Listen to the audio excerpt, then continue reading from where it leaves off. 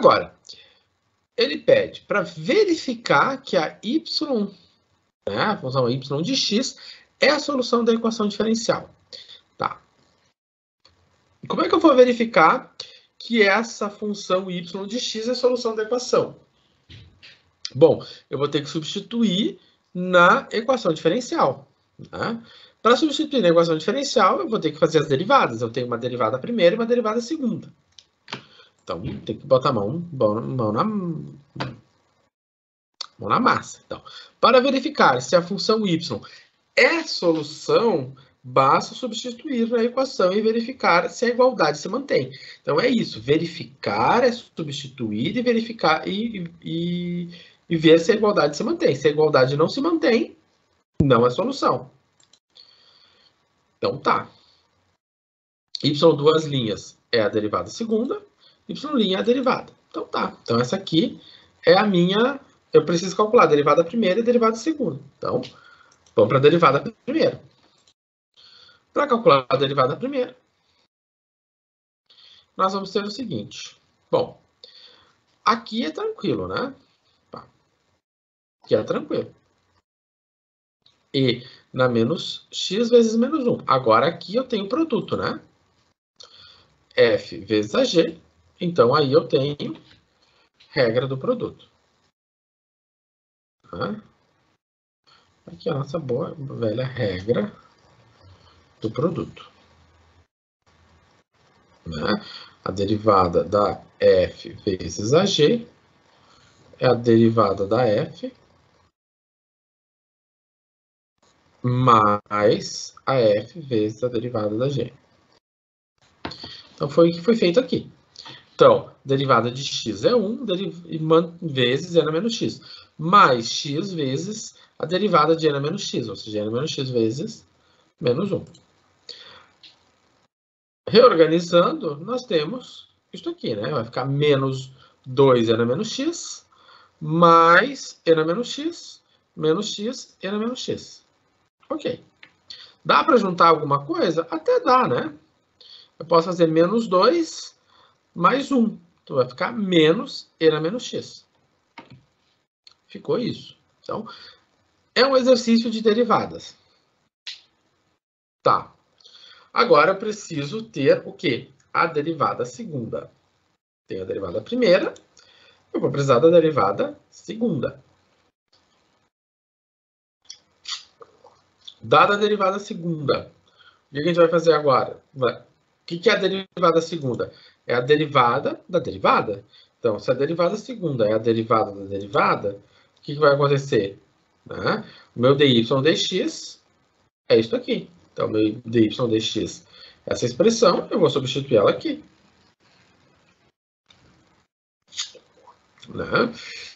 Então, basta derivar tudo de novo, né? Então, se eu for derivar, vai ficar menos n menos x vezes menos 1, né? Essa derivada aqui. Né? Esse menos é esse menos aqui. E aí aqui eu tenho a regra do produto. Né? A regra do produto.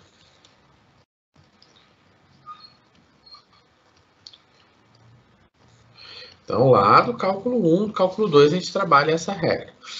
Tá. Então, menos com menos, n menos x. Menos n menos x, menos com mais dá menos. Com esse menos aqui vai dar esse mais. Agora vai ficar n menos x menos n menos x. O que aconteceu? X, n menos x. Né? Então, esse daqui simplificou com aquele ali, né? Ou seja, esse daqui foi embora, sobrou apenas isso aqui. Ok. Então, essa é a derivada primeira, essa é a derivada segunda. Tá. Então, agora a gente vai reorganizar tudo. Né? Eu vou botar aqui em preto, em vermelho e nesse bege. Então, essa aqui é a minha equação. Né? Então, eu vou colocar no lugar da derivada segunda o xn menos x. No lugar da derivada primeira, eu vou colocar menos n menos x xn menos x. E no lugar do y, o que segue na sequência. E agora é fazer conta, né? Então, vai ficar 2 vezes menos e, aqui 2 vezes menos x, né? E aí, agora, o que acontece? Né? Aqui deu zero já, né? Como que deu zero, professor? Como é que você sabe que a igualdade se manteve? Olha, esse menos 2e na menos x simplificou com esse menos, mais 2e na x, né? Xn menos x, soma com xn menos x, dá 2x na x. Mas aqui eu tenho menos 2x na x. O que aconteceu? Zero ficou igual a zero. A igualdade se manteve? Se manteve. Então, se a igualdade se manteve, dessa maneira, então, eu posso concluir que, né, concluo que isto aqui é a solução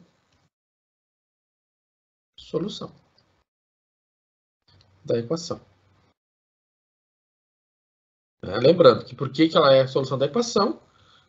Porque isso aqui aconteceu. Como isso aqui aconteceu, eu posso fazer essa afirmação aqui. Certo? Então, portanto, a função y é a solução da equação diferencial, né? Ou seja, porque a igualdade se manteve. Vou apagar isso aqui porque aqui está no outro slide. Professor, fala. Se em vez do igual a zero ali, lá na primeira função fosse igual a 3, por exemplo, e a gente encontrasse 3 igual a 3, se aplicaria a mesma norma aí, ou é só quando zero? Se aplicaria a mesma... se fosse igual a 3, se chegasse a 3 igual a 3, também é a solução. Não é porque é zero, tá? É porque a igualdade tem que ser mantida. Tá? 3 igual a 3, ok, fechou. É a solução, entendeu? Sim, senhor, muito obrigado.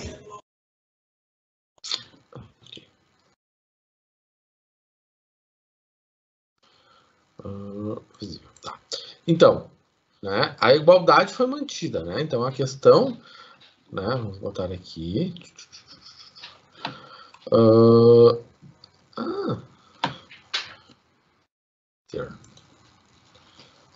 Ó, a questão é, a igualdade, ela é mantida. Então, ela tem que ser mantida, ó. E verificar se a igualdade se mantém. Se ela se mantém, ok. Tá. Tá. Então, aí, agora, nós temos esse problema aqui. Bom, não, isso é um pouco diferente. Tá. Esse problema aqui é um problema do pré-aula. Então, lá no pré-aula diz o seguinte. Considerando a equação diferencial. Não está compartilhando. Não estou compartilhando, né? Tá. Obrigado.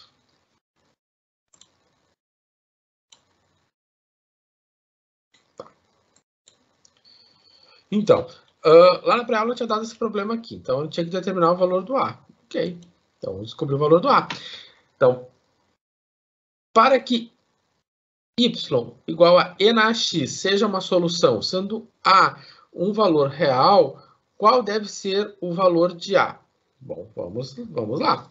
Então, eu quero descobrir qual é o valor de A para que ele seja a solução. Vamos lá. Então, se o y é e na x, o y' vai ser quanto? A, e na x.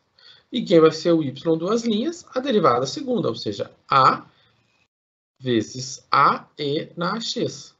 Ou seja, A ao quadrado, e na x. Beleza?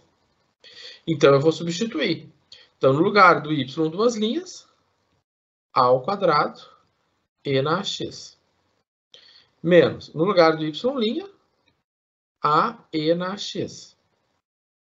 No lugar do y, e na x igual a zero. Tá, professor, o que dá para fazer?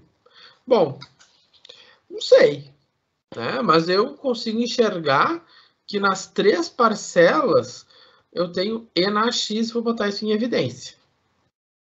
Então, se eu tenho nas três parcelas e na x, e eu coloquei eles em evidência, então eu vou ficar com a ao quadrado menos A menos 2 igual a 0.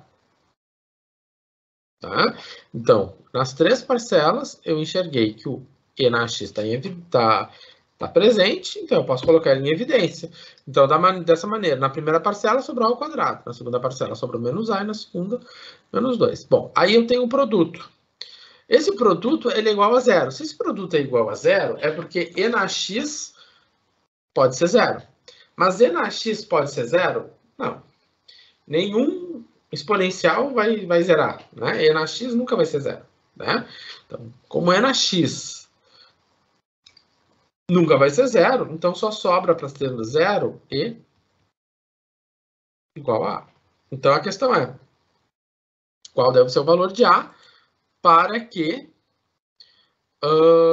essa expressão seja 0? Então, nosso problema se reduz a determinar qual o valor de A para que essa equação seja 0. E isso nós vamos resolver usando a nossa amiguinha fórmula de Bhaskara, né? Fiz um risco torto, o professor apaga.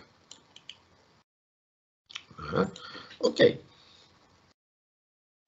Então, vai ficar quanto? Vai ficar 1 mais ou menos a raiz quadrada de 1 mais 8 dividido por 2. Então, vai ficar 1 mais ou menos 3 dividido por 2. E aí vai ficar 1 mais 3, 2, 1 menos 3, menos 1. Então, E na X é solução quando A for 2 ou A for menos 1. Será que temos essa resposta? Quando A for menos 1 ou 2. Está aqui, né? Ok, tranquilo. Certo? Eu não lembro se naquele vídeo ele resolvia um problema assim, ou se ele resolvia ou se ele testava. Eu não lembro. Mas a ideia era um probleminha desafiador. Tá?